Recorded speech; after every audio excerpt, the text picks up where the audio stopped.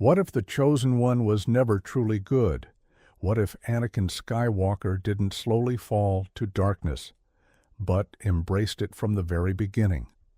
Imagine a version of the galaxy where the Jedi's greatest hope became their worst nightmare years before anyone expected.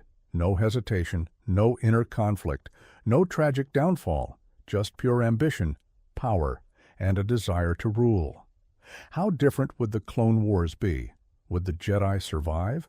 Could the Republic stand against an evil Anakin Skywalker?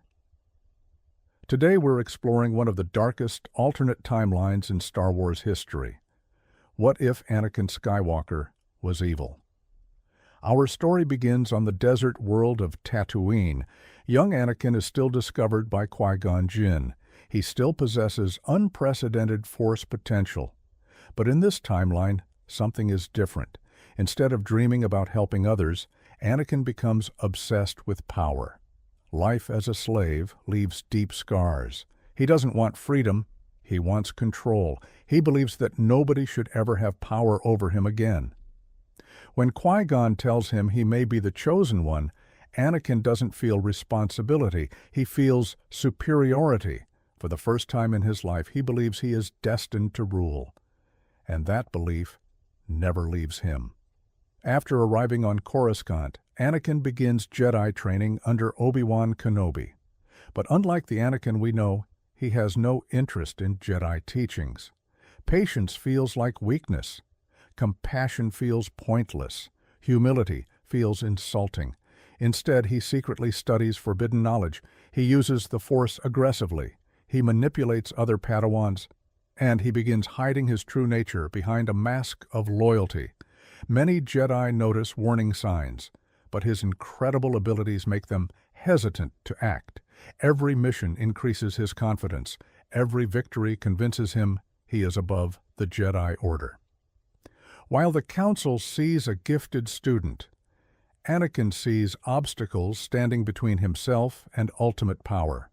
No one recognizes Anakin's darkness better than Palpatine. In the original timeline, Palpatine slowly manipulates Anakin over many years. In this alternate reality, he barely needs to try. Palpatine becomes the father figure Anakin never had. He praises his power, encourages his ambition, and feeds his growing ego. Anakin begins viewing the Jedi as hypocrites. They claim to seek peace, yet they command armies. They preach detachment, yet they hold enormous political influence. The more Anakin listens to Palpatine, the more convinced he becomes that the galaxy needs a stronger leader, a ruler powerful enough to impose order. A ruler like him. Palpatine smiles. Everything is unfolding exactly as planned. When the Clone Wars begin, Anakin becomes the Republic's greatest military commander. But his victories come at a terrible cost. Instead of protecting lives, he focuses solely on winning. Entire enemy forces are wiped out without mercy. Civilian casualties increase dramatically. Fear spreads across the galaxy. Many worlds begin seeing Anakin less as a hero and more as a weapon. His clone soldiers respect him, but they also fear him. Unlike other Jedi generals, Anakin punishes failure brutally. Over time, his methods become increasingly ruthless, yet the Republic keeps rewarding success. Every victory grants him more influence, more authority, and more confidence that only he can save the galaxy. Eventually, Anakin decides the Jedi Council can no longer be tolerated. He believes they are weak, outdated, and incapable of maintaining order. When Palpatine finally reveals himself as a Sith Lord, Anakin isn't shocked, he's impressed. Rather than resisting, he immediately joins him. Together, they launch their attack on the Jedi. But this version of Order 66 is even more devastating, because Anakin has spent years earning the complete trust of the Jedi Order. Many masters never see betrayal coming. Temples fall.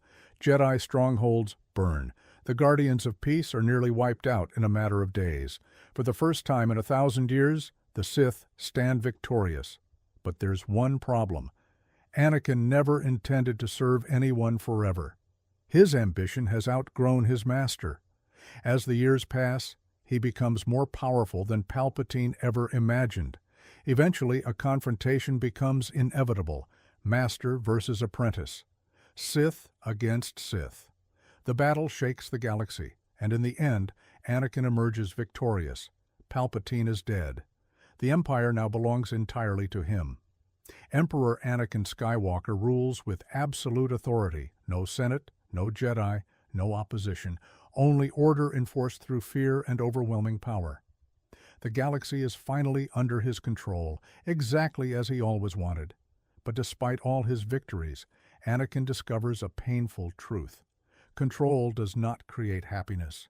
Power does not eliminate fear. The more he gains, the more paranoid he becomes. Every advisor seems like a potential traitor. Every ally becomes a possible enemy. Every rebellion threatens his rule. The galaxy may obey him, but it will never truly love him. In seeking absolute control, Anakin creates the very loneliness he spent his entire life trying to escape. He achieves everything he wanted and loses everything that mattered. In many ways, this timeline is even darker than the original Star Wars story, because the tragedy isn't that Anakin falls. It's that he never rises. He never becomes the hero he could have been. He never learns compassion, never embraces selflessness, never earns redemption.